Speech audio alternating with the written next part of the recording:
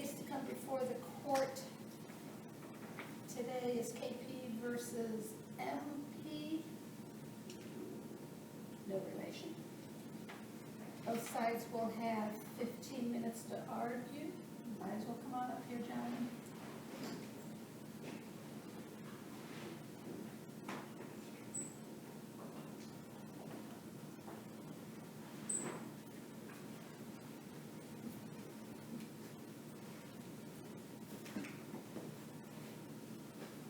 If you're the appellant and you wish to save up to 5 minutes for rebuttal, just let me know when you take the podium, and I'll do my best to monitor that time for you.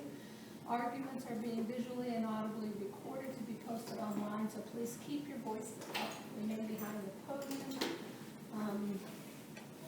Try not to use names of other persons who are involved in this matter, and we've read your briefs, and we are ready to proceed when you are.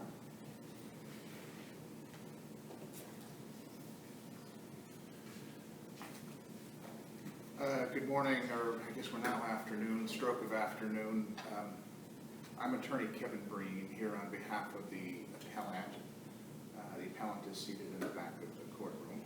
I'd like to reserve 5 minutes of my allotted time for rebuttal. Well, as the court knows from the briefing, this is a civil case. It is a case brought for a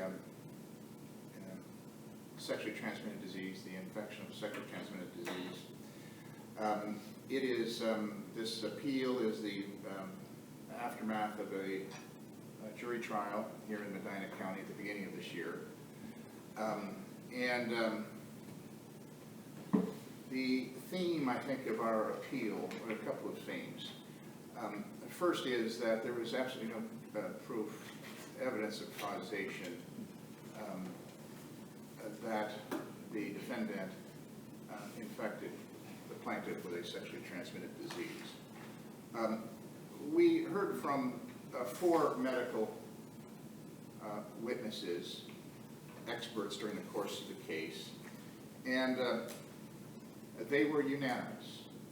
And they were unanimous in the fact that the medical science requires that there be serum blood testing of both parties before engaging in sexual activities and then thereafter to establish a cause and effect relationship.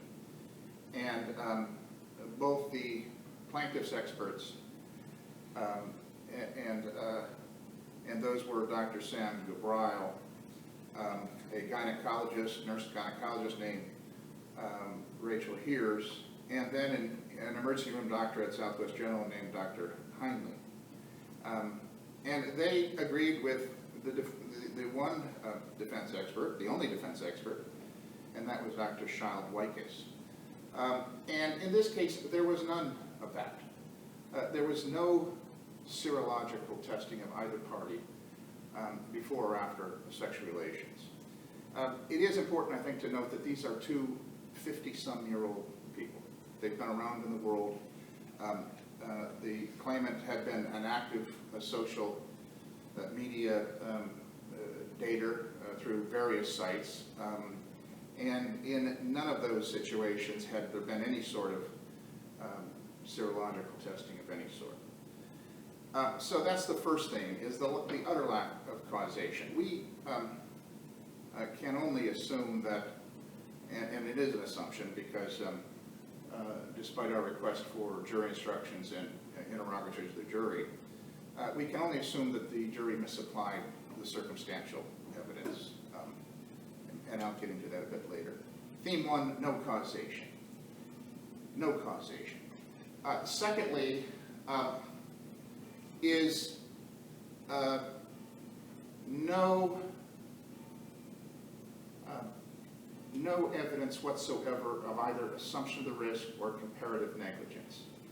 And what is ironic here is that both parties, the plaintiff and defendant, agreed that there was prior discussions of sexual history and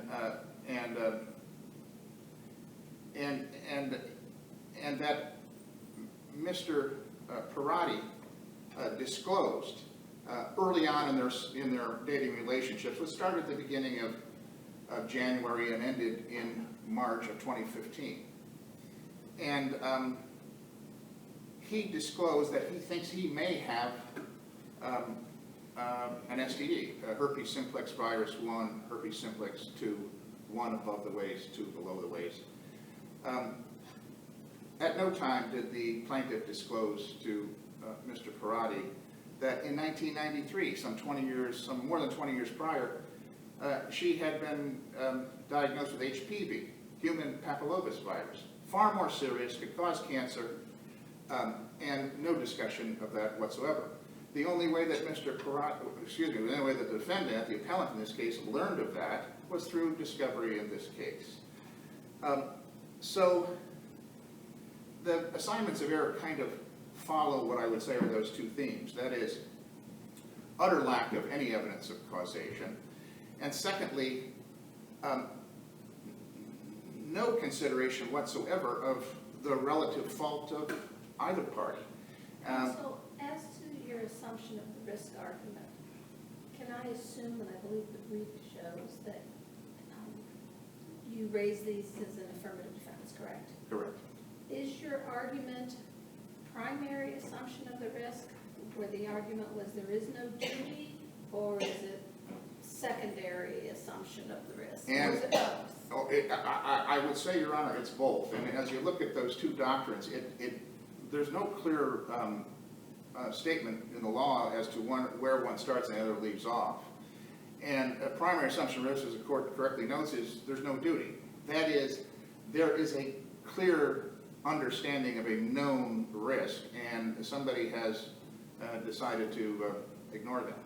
And the consequences, the foreseeable consequences happen. In that situation, it's a summary judgment. It's a defense verdict. In fact, that was the basis for our motion for summary judgment, which was denied. The proposed jury instruction included not only a primary assumption of risk, but implied or secondary assumption of risk, which invokes the contributory negligence statute.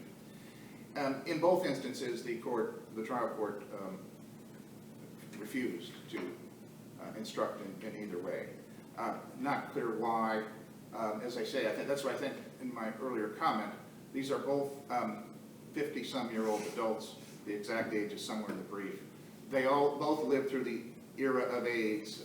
They both know the dangers of unprotected sex, and we're always talking about unprotected sex. There was never any suggestion of anything else. And nonetheless, the examination that the court allowed of the negligence was one-sided. That is, was Mr. Perrotti, was the defendant negligent? And by 6-2, the jury concluded that he was and awarded damages. The jury unanimously ruled in favor of the defendant on the intentional tort claim, so there's no issue about punitive damages.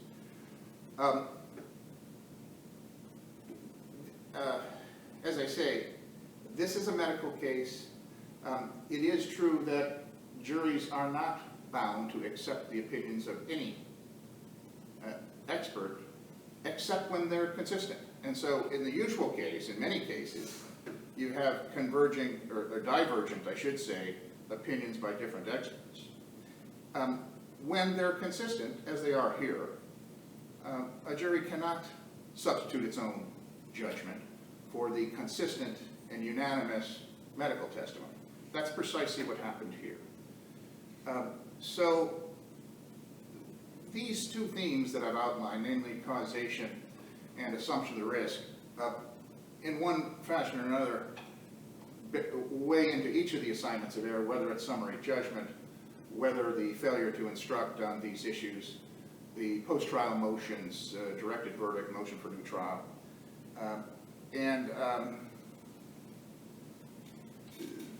there was an injustice. There was no evidence whatsoever of damages. As we're here today, there has been no evidence of any treatment whatsoever for any damages. The psychologist that the plaintiff called at trial, whose name is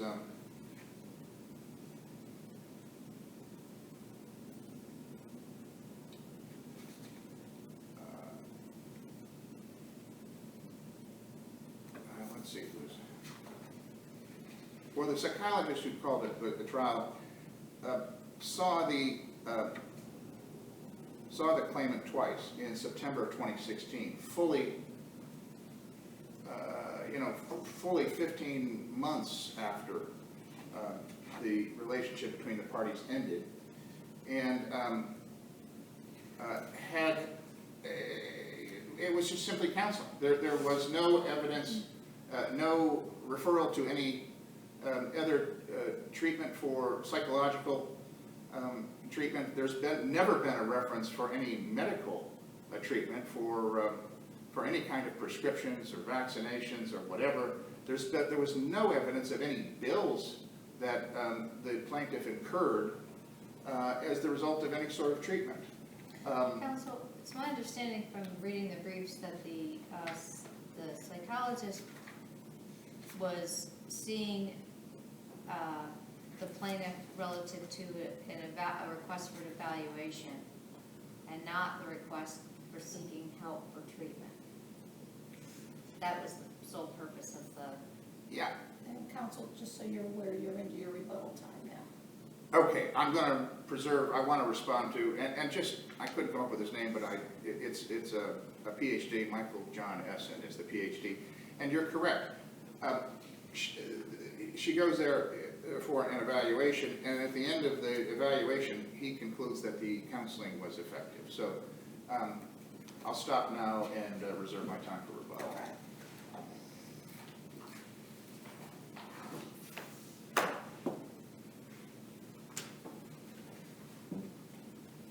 Attorney Jones on behalf of the appellee. The appellant, prior to sexual contact occurring, has a duty under the Ohio Supreme Court case of Musavan, and it's cited in the brief.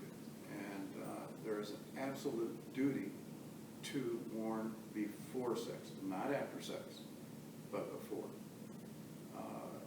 So I mean, and then there's also Title 37. There is the statute that says that you have to warn. If you have a communicable disease, you must warn. You must tell people. So there's where I believe that the primary assumption of risk falls, because there is a duty to warn. I understand if there's a burning building, you don't have to, being the owner of that building, you don't have to say don't run in that building. Okay, if you do that, that's no good. If that burning building, though, is just smoldering and there's no smoke there, and you know that the potential exists that there could be harm, then you have a duty to warn. Did she have a duty to warn of the HPV? No, because if you look at the transcript, you will see that nurse here, CPN, certified CNP, certified nurse practitioner here indicates, and the defendant, the appellee, indicates that she had a conization. A conization is where at the cone of the cervix, you remove that. And that is the site where HPV decides to express itself. So she had a conization prior to that, and Nurse Harris testified that she was absolutely free of HPV. So that's a non-issue. Counsel, do you agree that both primary and secondary assumption of the risk were argued at trial by the defendant? They were brought up. I don't know about the word arguing because... Raised? Yeah, they were raised, but I had thought that in the discussions that we had with the judge, and again, that's not part of the record, so I don't know that I want to comment on that, but that had narrowed it so tremendously. And But I don't know that that's on the record, though. can I ask you, what, if any, reasons did the judge give for not reading the contributory negligence instruction to the jury, at least as it would have pertained to the secondary assumption of the risk? It's hard at times to Judge Kelli to give you much intel. does what he does. Okay, you can move on to your argument then, and Okay. I'll look at the record. All right. Because there was no evidence to support it, is not what comes back. And that's part of my brief also. You have two doctors who do some opining about the secondary assumption of risk issue. We actually have one. I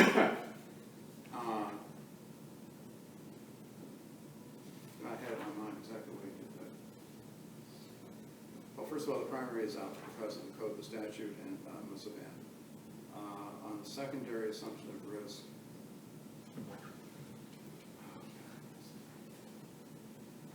there's no evidence. There was no evidence that there was no evidence at all medically by Dr. Wickus, which is the defendant's expert, that indicated that there should have been an instruction about that at all. There was no medical evidence from Gabrielle about that. Medical evidence was she didn't have any beforehand. She had never been tested for it, never had apparently the symptoms that were similar to it. And he caused it. And there was a big credibility factor. I mean, this guy was absolutely horrendous on credibility, which is why I think the jury certainly came back the way that it did, and with the judgment that they came back with. His testimony was on Valentine's Day when she brought me the cookie cake over, or whatever it was, or the heart cake. We sat down and had a heart-to-heart about prior sexual contact, and that I told her, yes, I might have HSV.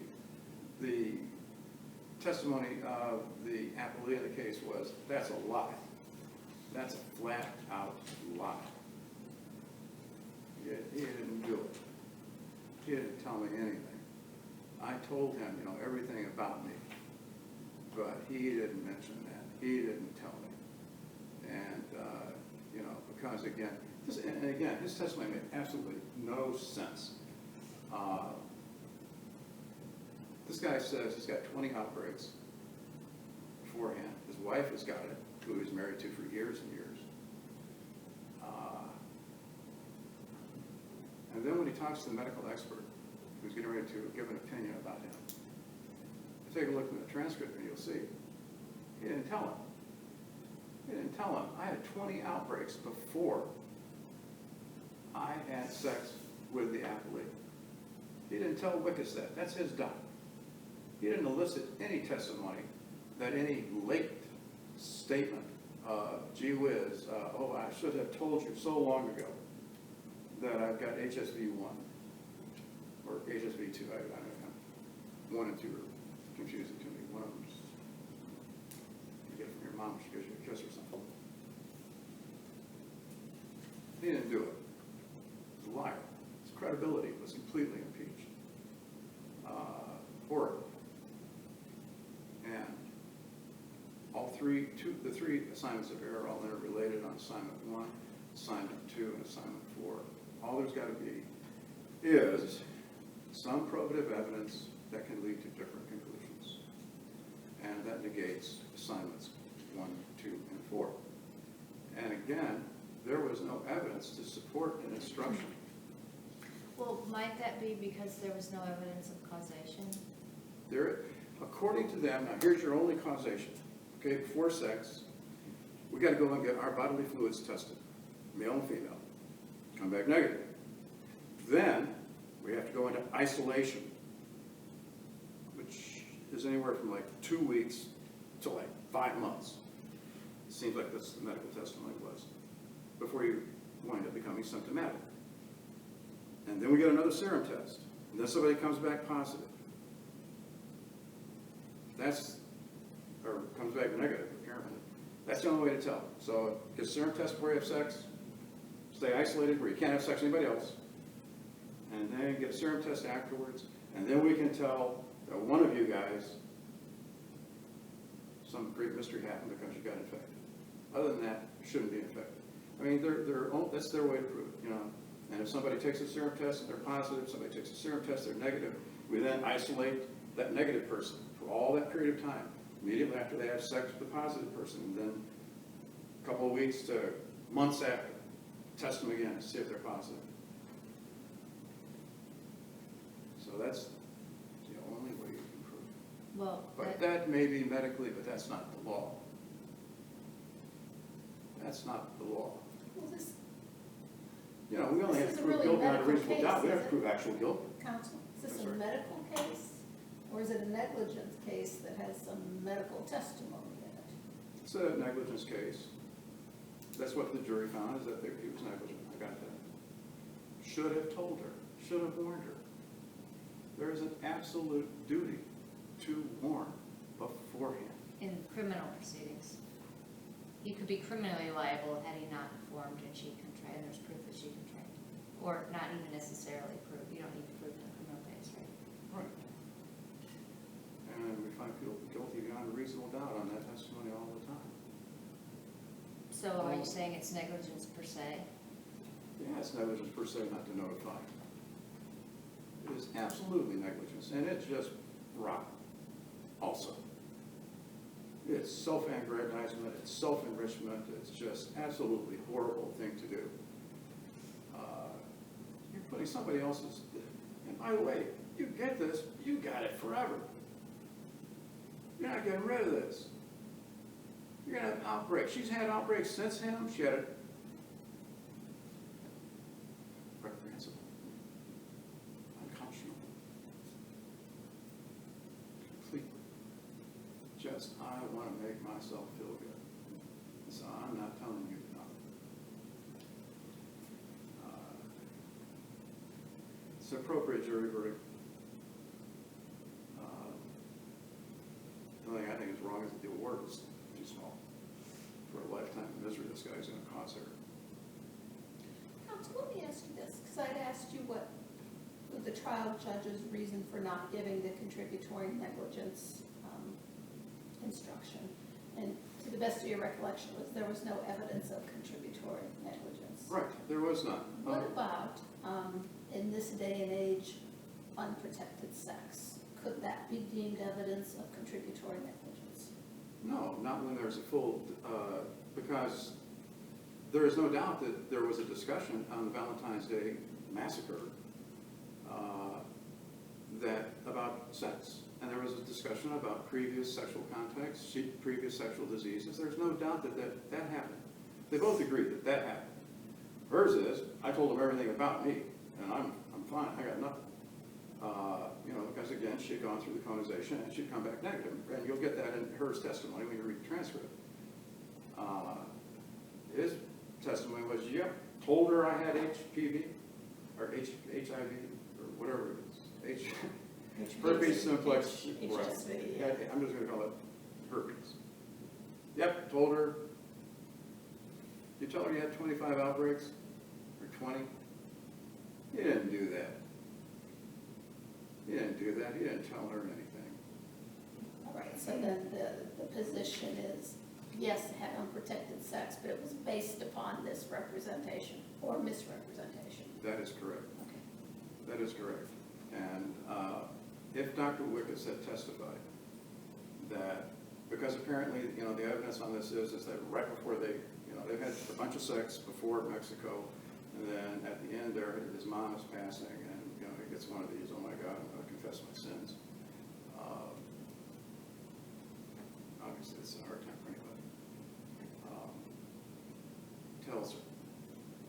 And then she's like drunk, freaked out. And they have sex again. So that's their linchpin for, assumption of risk. All right, so let's get Dr. Wickes on the stand. Let's get him to, again, not knowing this guy's got 20 plus outbreaks before, and the guy's wife has been positive. He had sex with her for years and years, but he knew that she was positive. Don't tell him that, but let's assume maybe, let's assume he doesn't. And Dr. Wickes says, yep, there was a chance that she could have gotten this after he told her in those last day or two in Mexico, and then they had sex again afterwards. That testimony is zero. Now, he puts that in there, there's going to be the instruction. That instruction is going to come, because it should, because there's some evidence, probative evidence, that could be disregarded. It didn't happen. They missed it.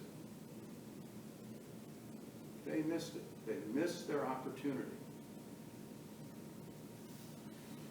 Primarily, I think, because then, you know, if he told witness he had the previous 20 outbreaks, he really becomes a real creature for great cross-examination.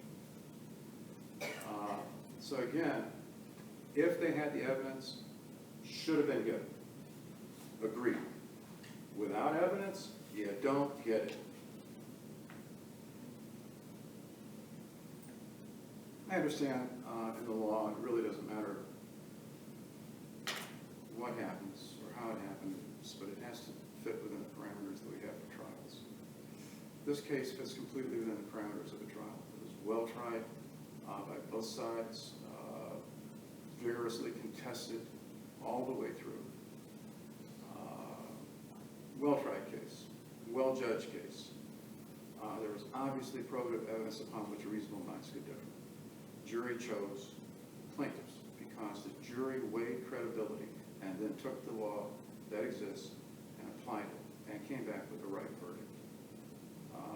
Again,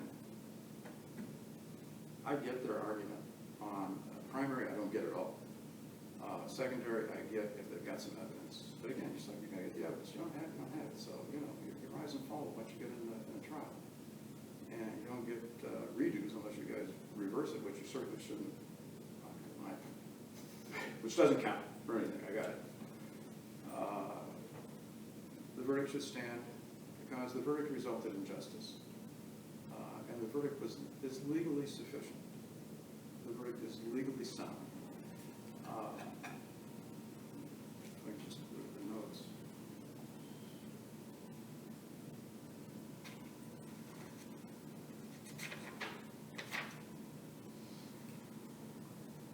Court case of both parties, ask the court generally weigh the issues and come back to a decision in favor of maintaining the verdict. It's an appropriate verdict. It's an appropriate way.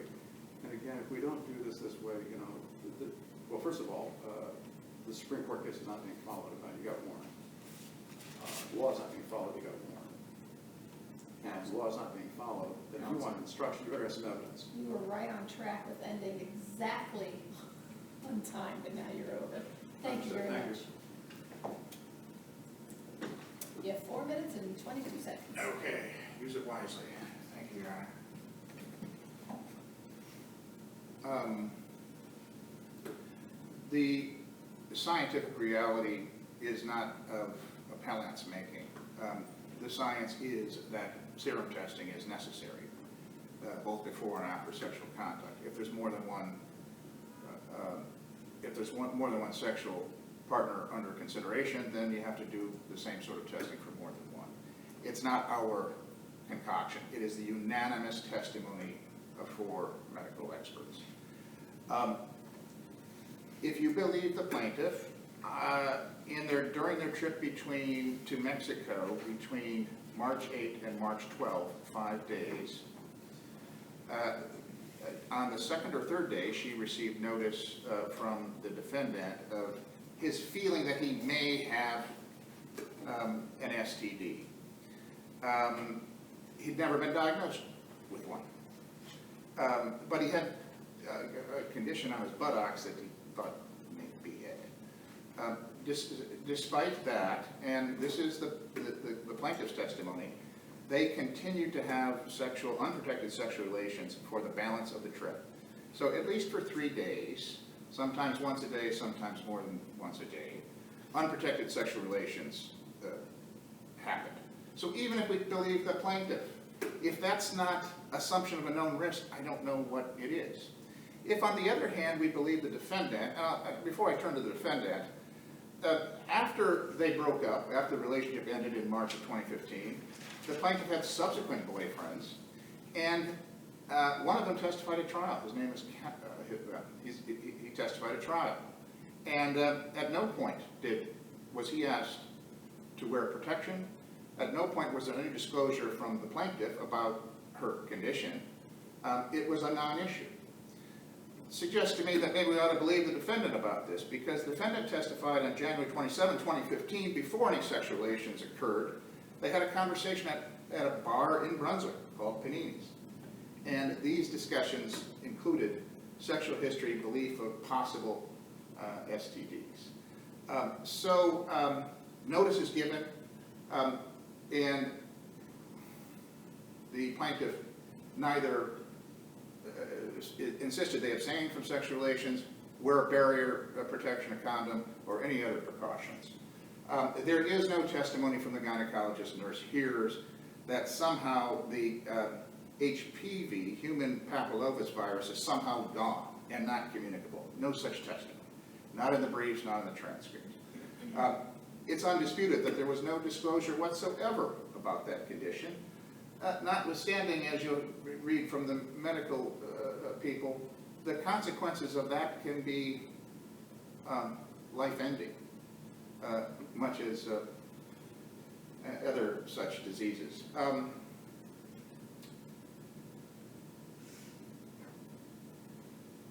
So, it is true the duty to warn exists. It is true that the defendant fulfilled that duty. Whether you believe the plaintiff or the defendant, the question, I guess, is the timing.